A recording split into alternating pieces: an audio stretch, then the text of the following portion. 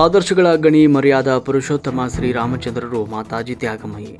ಆದರ್ಶಗಳ ಗಣಿ ಮರ್ಯಾದ ಪುರುಷೋತ್ತಮ ಶ್ರೀರಾಮಚಂದ್ರರ ನಿತ್ಯನಾಮ ಸ್ಮರಣೆಯು ಕಲಿಯುಗದ ಆಧುನಿಕ ಬದುಕಿನ ಸಾರ್ಥಕತೆಗೆ ಅತ್ಯಂತ ಸೂಕ್ತ ಸುಲಭ ಮಾರ್ಗವಾಗಿದೆ ಅಂತ ಚಳ್ಳಕೆರೆಯ ಶಾರದಾಶ್ರಮದ ಅಧ್ಯಕ್ಷರಾದ ಪೂಜ್ಯ ಮಾತಾಜಿ ತ್ಯಾಗಮಯಿ ತಿಳಿಸಿದರು. ನಗರದ ವಾಸವಿ ಕಾಲೋನಿಯ ಶಾರದಾಶ್ರಮದ ದೇವಸ್ಥಾನದಲ್ಲಿ ಶ್ರೀರಾಮನವಮಿಯ ಪ್ರಯುಕ್ತ ಆಯೋಜಿಸಲಾಗಿದ್ದ ವಿಶೇಷ ಭಜನಾ ಕಾರ್ಯಕ್ರಮದ ದಿವ್ಯ ಸಾನ್ನಿಧ್ಯ ವಹಿಸಿ ಅವರು ಆಶೀರ್ವಚನ ನೀಡಿದರು.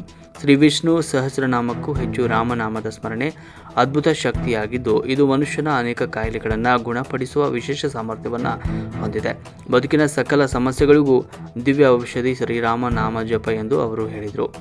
ಒಂದು ಕಾರ್ಯಕ್ರಮದಲ್ಲಿ ವಿಶೇಷ ಭಜನಾ ಕಾರ್ಯಕ್ರಮವನ್ನು ಕೂಡ ನಡೆಸಲಾಯಿತು. ರಾಧಮ್ಮ ವೆಂಕಟ ಸುಬ್ಬಣ್ಣ, ಗೀತಾ ಪ್ರಕಾಶ್ ಎಂ, ಗೀತಾ ನಾಗರಾಜ್, ವಂಜಾಕ್ಷಿ, ಗೀತಾ ವೆಂಕಟೇಶ್ ರೆಡ್ಡಿ, CS ಭಾರತಿ, ಸುಮ್ನಾ ಕೋಟೇಶ್ವರ, ಯತೀಶಂ ಸಿದ್ದಾಪುರ, ಅನಸೂಯ, ವಿಜಯಗುರು, ತಳುಕಿನ ತೋಯಜಾಕ್ಷಿ, ಗೀತಾ ಭಕ್ತವತ್ಸಲ, ಸರಸ್ವತಿ, ಗೋವಿಂದರಾಜು, ಚೇತನ್, ಅಂಬುಜಾ, ವಿದ್ಯಾ, ಯಶಸ್ವಿ, ಚನ್ನಕೇಶವ, ಕಾವೇರಿ, ಜಯಾದಿತ್ಯ, ಗಂಗಾಧರ ಶೆಟ್ಟಿ, ಸುಮಂಗಲ, ಯಶೋಧ, ದೇವರಾಜ್, ರಶ್ಮಿ, ಸಂಗೀತ, ಲತಾ, ವಾಸವಿ, ವಿಜಯಲಕ್ಷ್ಮಿ, ಭಾಗ್ಯಲಕ್ಷ್ಮಿ, ಕವಿತಾ, ಸರಸ್ವತಿ, ಮಂಜುಳಾ, ಸುಮಿತ್ರಮ್ಮ, ಅಭಿಷೇಕ್, ಅನ್ವಿಕಾ, ಸೃಜನಿ ಸೇರಿದಂತೆ ಅಪಾರ ಸಂಖ್ಯೆಯಲ್ಲಿ ಸದ್ಭಕ್ತರು ಭಾಗವಹಿಸಿದರು.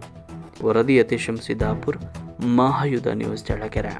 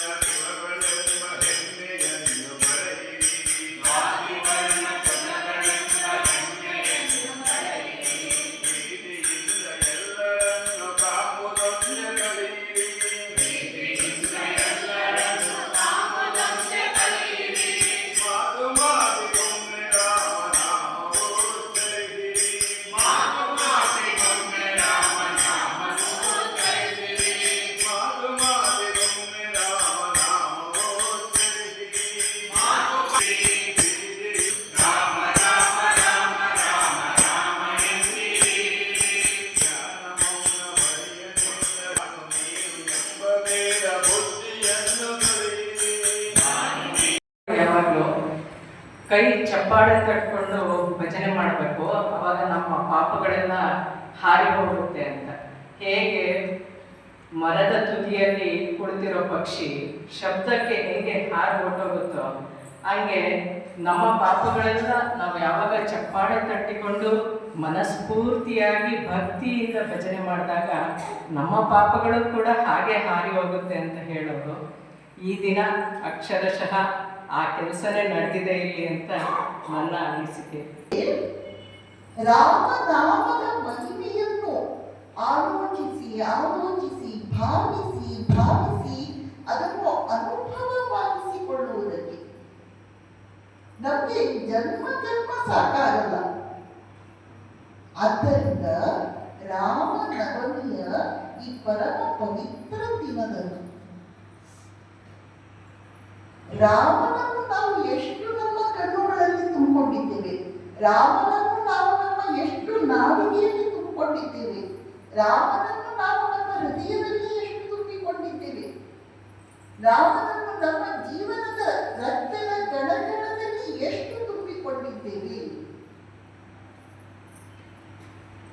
ರಾಮ ರಾಮ ರಾಮ ಅಂತ ಹೇಳಿದ್ರೆ ಅದೇ ಸರ್ವಶ್ರೇಷ್ಠವಾದದ್ದು. ಭಗವಂತ ನಮಗೆ ಎಷ್ಟು ಸುಲಭ ಮಾರ್ಗವನ್ನು ತೋರಿಸಿಕೊಡ್ತಾನೆ. ಆದರೂ ನಾವು ಕಡು ಸೋಮಾರಿಗಳು, ಹೋಗಲ್ಲ ಭಗವಂತನ ಹತ್ರ. ಕಲಿಯುಗದಲ್ಲಿ ಪಾಪ ಭಾರ ನಮ್ಮೆಲ್ಲರ ತಲೆಯ ಮೇಲಿದೆ. ಆದರೆ ಕಲಿಯುಗದ ಒಂದೇ ಒಂದು ದೊಡ್ಡ ಲಾಭ ಏನು ಅಂದ್ರೆ, ಕಲಿಯುಗದಲ್ಲಿ ಯಾವ ಯಾಗ ಯಜ್ಞಾದಿಗಳು ಬೇಡ, ಕಲಿಯುಗದಲ್ಲಿ ಯಾವ ದೊಡ್ಡ ಕಠಿಣವಾದ ತಪಸ್ಸುಗಳು ಬೇಡ. ಕಲಿಯುಗದಲ್ಲಿ ವ್ರತ ನಿಯಮ ನಿಷ್ಠೆ ಅದೆಲ್ಲ ಮಾಡಲಿಕ್ಕೆ ನಾವು ತುಂಬಾ ಒದ್ದಾಡುತ್ತೇವೆ. ಕಲಿಯುಗದಲ್ಲಿ ಇರುವ ಒಂದೇ ಒಂದು ಸುಲಭ ಉಪಾಯ ನಾಮ ಜಪ ನಾಮ ಸ್ಮರಣೆ. ಭಗವಂತ ಕಲಿಯುಗದಲ್ಲಿ ನಮಗೆ ಈಸಿಯಾಗಿ ಮಾಡಿಕೊಟ್ಟಿದ್ದಾರೆ. ನಾವು ಆ ಮಾರ್ಗದಲ್ಲಿ ನಡೆದು ರಾಮನ ಪಾದವನ್ನು ಹಿಡಿದುಕೊಂಡರಾಯಿತು. ರಾಮ ಮರ್ಯಾದ